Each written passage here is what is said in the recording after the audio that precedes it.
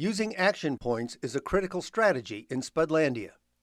Each player has 2 action points to use per round. If a player holds the Spudbot Tech Tool card, Spudbot has 1 action point available as well. Here's how to use your action points. Running enables you to move 2 additional spaces on the board. Running requires the use of 1 action point. Gathering can only happen when you land on one of the resource collection points for seed potatoes, water, or fertilizer. 1 action point allows you to gather 2 resource tokens at one of the resource collection points upon which you land.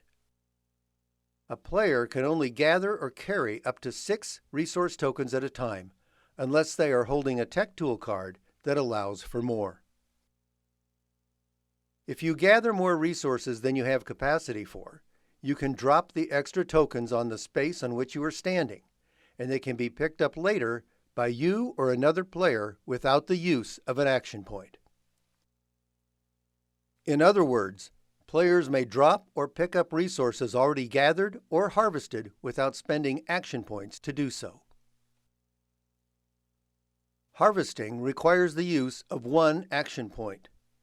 Harvesting can only occur once you have delivered the required resources to the farm.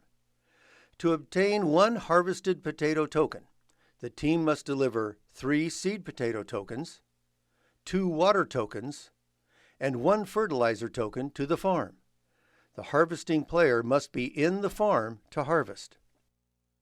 It is important to know that the farm and warehouse are considered one large space, which makes it easy to store resources in the warehouse and move them to the farm as long as a player is in the farm. Additionally, each player can use 1 action point per round to harvest.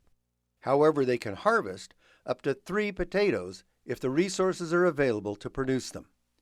Remember that harvested potatoes must be delivered to the truck in order to help prevent a crisis card impact. Always keep in mind the power of the team's collection of tech tools. They may allow for unique ways to use action points, increase inventory space, or allow you to move more. Once everyone on the team has completed a turn in the round, pass the player 1 pawn counterclockwise. Discard the current card on the forecast deck so the new player 1 can draw the next card from the forecast deck and start the next round.